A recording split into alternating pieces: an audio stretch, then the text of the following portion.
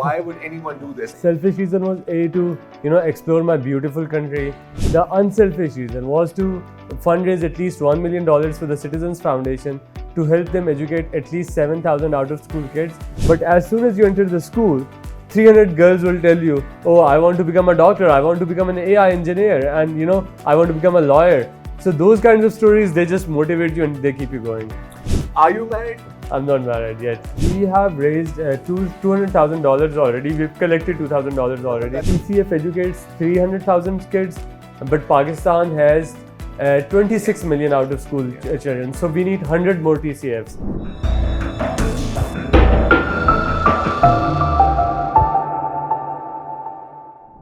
So I want to introduce you to the most energetic person I have ever run into, and that's no exaggeration, because Tabarak Rehman, this guy sitting right here, has just jogged, jogged across Pakistan, 1600 kilometers from Islamabad to Karachi. And Tabarak, before I ask you why, because that's what we want to know, why would anyone do that? You need a moment to catch your breath. I think I'm all good. You're good? Yeah. You're good? All right. So why? Why would anyone do this? Because, I mean, look, no matter how good a cause it is, after 2 kilometers, I will almost certainly have a cardiac arrest and die. Yeah. So 1600 kilometers across Pakistan, what was the goal? So the goal was there were a lot of reasons, few selfish reasons, few unselfish reasons. Okay. So how do you want to start? Selfish so I'll or start with unselfish? selfish reasons. Sounds good. Sorry. Selfish reason was to explore my beautiful country, go meet people, and I'm young. I can do it now. I think now is the best time. I won't be this young ever in my life. So if I want to do something crazy, now is the time to do it. Number one. Number two, the unselfish reason was to fundraise at least $1 million for the Citizens Foundation to help them educate at least 7,000 out of school kids, because Pakistan is going through an education crisis. We've all heard about it. We all see it every day.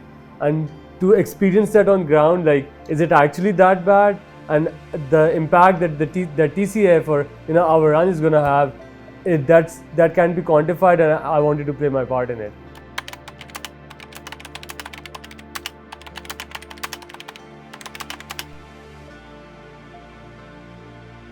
So $1 million, right? Yeah. Before we come to how much you actually raised, I want to talk. I mean, there's every single wellness page on this, it's not the journey, it's not the destination, it's the journey. So what was the journey like? I mean, you start jogging from Islamabad, people are looking at you like, what is this man trying to do? So what kind of responses did you get there? So we started 40 kilometers north of Islamabad at my high school, cadet college, Hasan Abdal, and I am a local boy from Taxila. So when we were crossing through Taxila, there were at least 500 people in the main, chalk or the main roundabout of the city. Yeah, they were all there, and everywhere we go, we got a lot of hearts and a lot of flowers thrown at us. So I had to rush through that crowd on the very first day. But throughout, being pelted by rose petals. Yeah. And that was nice, but it also kind of suffocates you if you're wearing all those. Yeah. Right. But when another one of the selfish reasons was to meet all my friends along the route. So we were hosted by amazing people throughout the journey, and the response was terrific. But the funniest response that I got, I met this uncle in South Punjab, and I think few kilometers south of Bahawalpur, and he asked us, what are you guys doing? I told him I'm running across Pakistan. He's like, aapko kisne baddua di hai? So that was funny. And I met this other guy. He thought I'm a foreigner because Pakistanis don't take on such challenges. Gora ye kaam kar sakta hai, you think. So he asked me, are you a foreigner? I told him, no, I'm from Pakistan, I'm from Taxila, this is what I'm doing. He's like, okay, you're a Pakistani, come sit on motorcycle, I'll drop you there. So those are two of the funny moments. But I think overall people are very hospitable, people care about education. We got this 10-year-old girl, she came and because she found out that we were collecting donations for out-of-school kids, she brought her 1 month pocket money. It was a very cute moment for us. Then there's this other guy from Karachi. He saw us on the road, he looked us up online, and the very next day he drove 75 kilometers on his motorcycle. And the dude was unemployed, he was going through some kind of a mental breakdown at the moment. But he collected 75,000 rupees from his friends and family, got us 200 pounds, and that's all the money that he could gather, and he brought us that. So because he said, I didn't get the best education I could, but I want somebody else because of me to get education. So those are the stories that we collected, and that kept us going, that kept us motivated, and that made sure that quitting was not an option. Well, how much pocket money did that girl manage to get? I mean, it was not a lot, it was 1,000 rupees. But for a 10-year-old, I think what we did was, and it's not 1,000 rupees that matter now, it's the annuity. So I think that girl, she'll be a donor, supporter of education in Pakistan for all her life now. So I think we planted a seed there. So that's what matters for me. Did you stop at any schools on the way, or is it just like, just walk us through, like, what's your day like? You start early in the morning, I'm imagining. Yeah. Start running. When do you take a break? So our goal was to wake up at 6 a.m. And from our residence, wherever we were staying the night, go back to our starting point for the day, start running 6:30, 7. Ideally, sometimes we were late as well, but ideally 7 a.m. we should be on the go. And then I used to move for 3 hours until 10 a.m. I'd take a small break, half an hour break, then keep going again. Then around 12:30 or 1, around noon or 1 p.m., I would take a 2-hour nap, and that wouldn't be just napping. I would it'll be a social media break, posting about it, because running was only one part of it. Logistics, donation campaign, social media campaign, there were just so many moving pieces to it. So I'd take a break until maybe 2 p.m., 3 p.m. and then start moving again until 6 or 7, until before it starts. So 7 to 8 hours of moving time every day, and maybe 1 hour or 3 hours of break, something like that in between. And coming back to your question, we did stop at quite a few schools. We were very regular with school visits in Punjab, but then because of smog, there was an emergency. Schools were closed for a couple of weeks. But when we entered Sindh, we started visiting schools again, and the energy that you get from meeting those kids.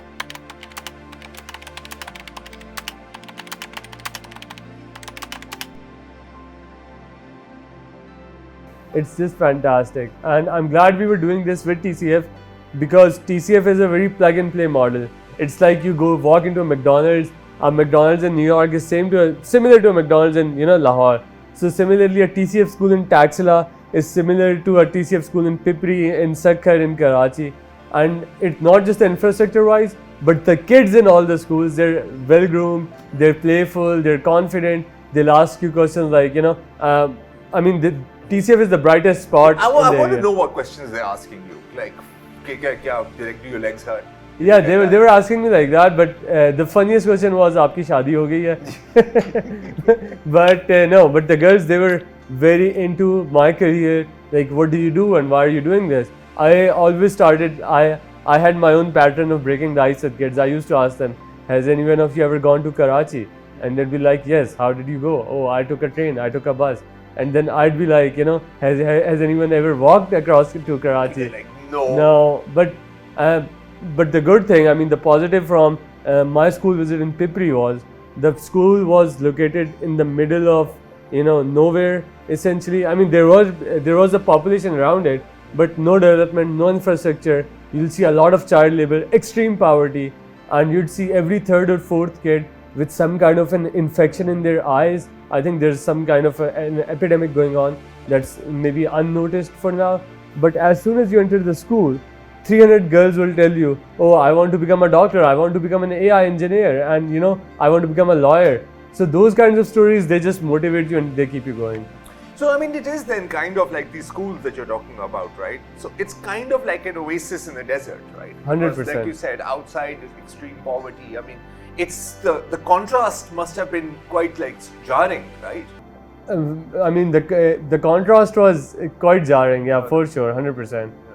So I'm getting a feeling that this is not like the first time. Like, you didn't just wake up one day and decide to jog 1,600 kilometers. I'm guessing that there's like an entire massive training regimen, right? So tell us a little about that. How do you get ready for this is a marathon in the true sense of the word. Yeah. How do you prepare for that? So I was running an ultra marathon every day. I was running. Okay, what's an ultra marathon? So a marathon distance is 42 kilometers, and anything over and above 42 is an ultra marathon. So this is like an ultra max pro marathon then. Something like that, yeah, you could call it. But I was running an ultra marathon every day, and I was training for 6 months. So essentially, you have to do two kinds of trainings. You have to train your mind, you have to train your legs. So I think mentally I was strong enough to even think about taking on this challenge, but I was not a runner. Physically, I was zero. So I got myself a coach.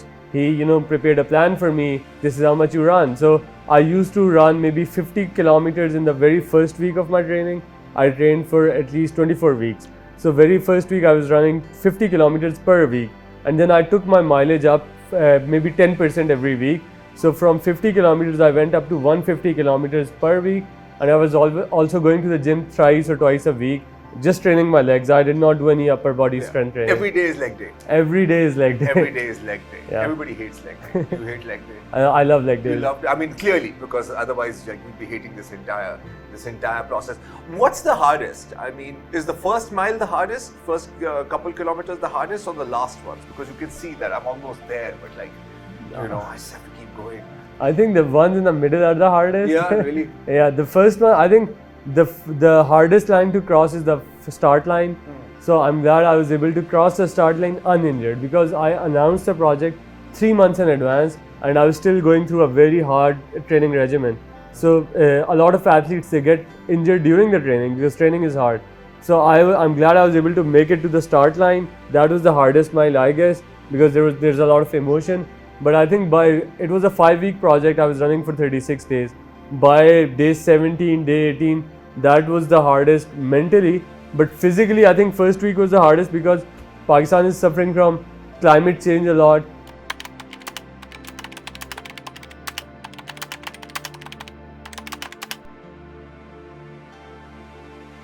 I had smog, climate change, and I had envisioned November to be a very cold weather November, but November was extremely brutally hot in Islamabad and Punjab, and smog was kind of like a good thing for us. How is smog a good thing for you? Unfortunately, because smog, it hit the sun. It took away the sun and it wasn't too hot for us. And I used to keep telling myself, these are the strongest lungs in Pakistan. They can endure anything. So. I can take the smog. Yeah. Well, that's good.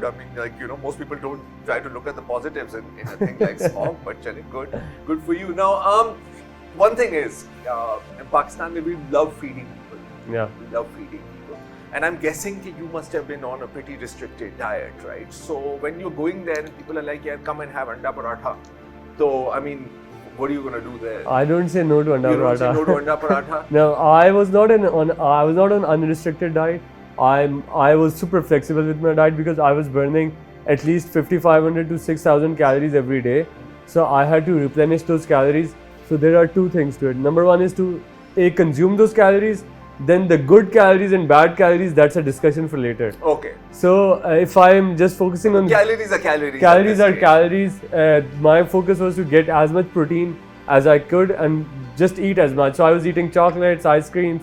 I was drinking a lot of soda. I was eating parathas. I was eating boiled eggs. I actually gained some weight. So when people were that's crazy. When people were feeding us, we never said no. Never say no to food. So you clearly burnt off about 10,000 parathas.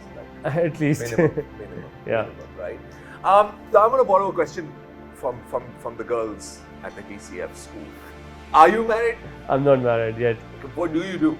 I work in finance in New York. I'm based in New York. I work for Alex Partners. It's a financial consulting firm. We help companies through their Chapter 11 bankruptcy process, and my job is to identify companies that will go bankrupt in the next 12 months so that we can help those good companies that are stuck in bad times. And you're yourself a graduate of IBA here in Karachi. Are you going to go there and maybe jog around the campus a little bit? IBA was our second last stop. So my goal was to run from my high school all the way to IBA Karachi and then finish from IBA Karachi to CVU, because CVU, I wanted to have my own moment at the CVU. So we did go to IBA. IBA was very kind to us. They gave us a big reception, and I think at least 100 students from IBA, they joined us and they ran the last couple of kilometers with us towards IBA. So it was very energetic. Okay, so I mean, clearly, I mean, it's been a successful run, and congratulations for that. But in terms of, you said you're out there to raise $1 million, right? In received funds, in pledges. How close are you to that? So we have raised $200,000 already. We've collected $2,000 already. But that's in your pocket. That's in no, TCF's. not in your pocket, in TCF's That pocket, is in right? TCF's pocket, and from one of our big sponsors and partners, TriFit. They run fitness centers in Karachi, and they want to grow all across Pakistan. They pledged to donate 16 crore rupees, which amounts to around $578,000. So when I add That's that a lot. up, yeah, that's at least $778,000.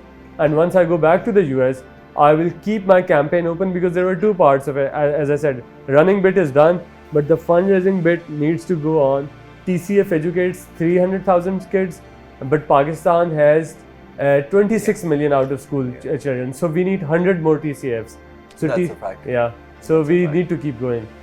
Need to keep going. Tabarak Rehman, thank you so much for joining us. I think that was inspiring, and I mean, also, you know, kind of like terrifying for me, frankly speaking. So it's a bit of a best of both worlds. Hope you enjoyed it. Take care.